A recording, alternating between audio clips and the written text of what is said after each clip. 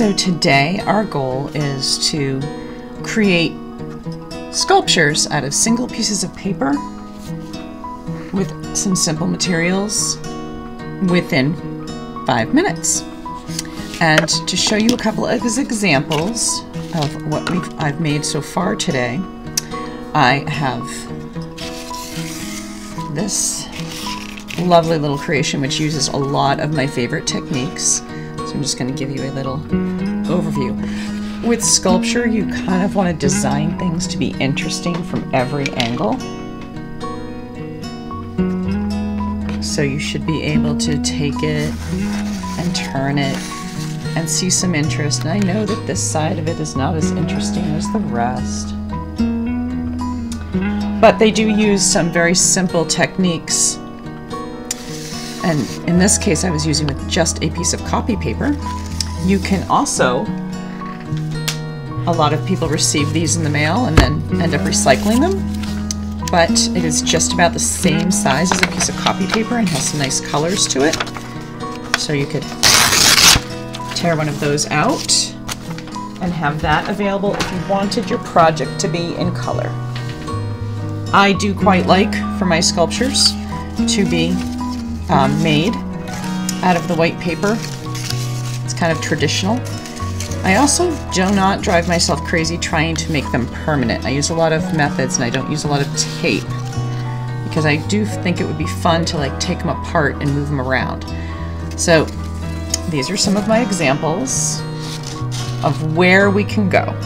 And each of them use a slightly different technique and method that helps add strength and stability to a floppy sheet of paper. So one of those is rolling the cylinder. So the first thing I'm going to do, since I'm working from a single sheet of paper,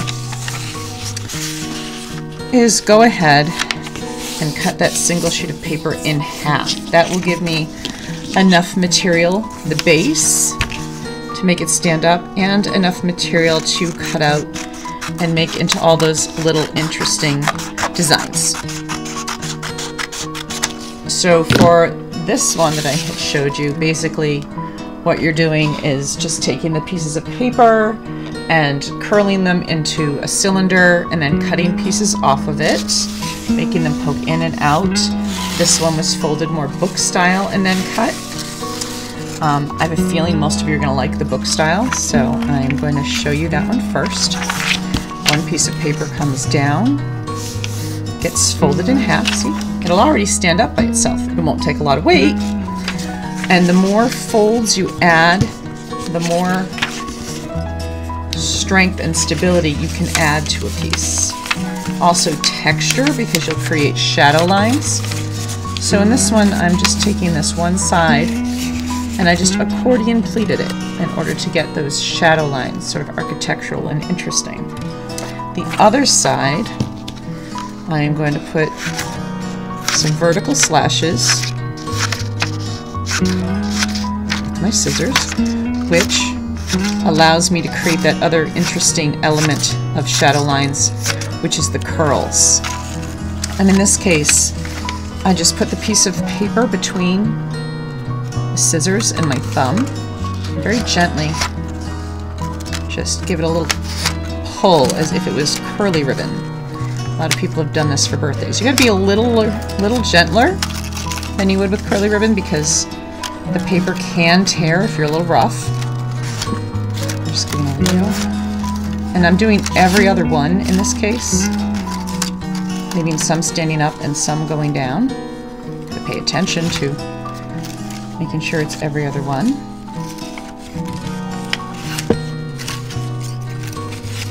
And now I already have created some shadow lines with some architectural interest, and that will stand up on its own, okay? Because the sculpture needs to stand up on its own, it needs to have interest from multiple directions, and sometimes you want an inside and an outside that creates interest. So I'm going to actually take a piece away from that section and then take that piece and reverse it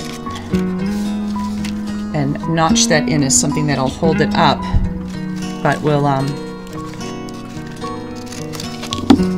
so it'll help it stand, but it'll create more interest than just being an ordinary back corner. I think I have to make those cuts a little bit deeper. As long as you don't cut all the way through, you should be all right, but it's better to cut a little bit at a time and then add more. And yes, the tape was in my display of materials because sometimes all of this fun cutting just doesn't do it in the end, and you need a little bit more support, and that's where tape can be helpful.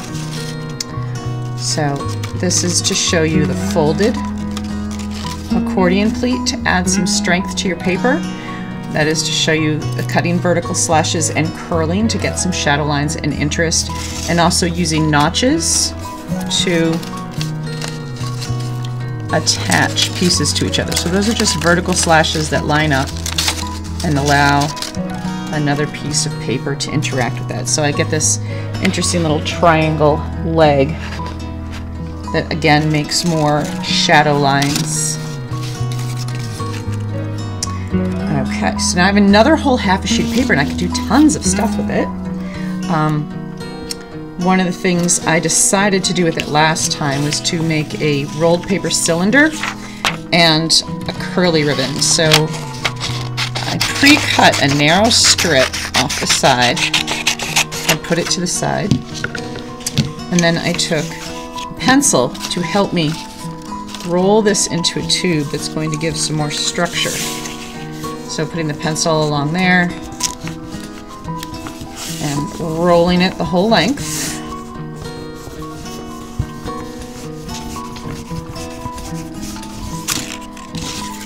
Now I can unroll it. I don't need this whole sheet for the tube. I can cut it and get 2 tubes out of it. And this is a case where I am going to go ahead and use my tape, because it will unroll otherwise. These are really good for creating some stability. And a couple of things I could do is if I want to hold this book form out, I could cut slashes in the curl part, or I could cut a hole in the wall part, and that's what I'm going to do. I'm actually going to close it, so I'm cutting through both layers at one time, so they will line up with each other. I don't want to make them too big. And I could take my tube here and just measure and make sure that that hole matches it, and instead of cutting it all the way off, just open it like a little door on either side and allow that to sit over the tube that I made, which is going to add further stability to my structure. And take the second tube, rolling this one a little bit tighter. Go ahead and using that piece of tape to keep that from uncurling on me. But I did use a bare minimum of tape on this project. And now I wanted to create the vertical pipe that went up. And I'm actually going to use a slash cut into the bottom of that tube and just fit that right over. Sometimes things work, sometimes they don't. It's part of the process. You make things change as you need to, and if you're really dying, you just rely on the tape, which I may just use right now. When I practiced this, it did not fall over as many times.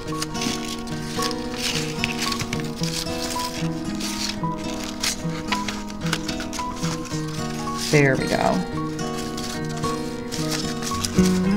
And that will allow our tower to come back on,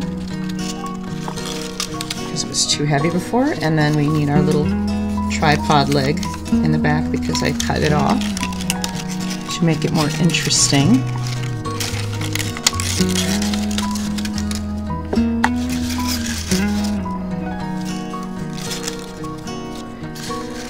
And this is just a little challenge, a challenge to your engineering skills and to work on your skills of cutting folding, curling, trying to create a design that has some ins, some outs, some windows.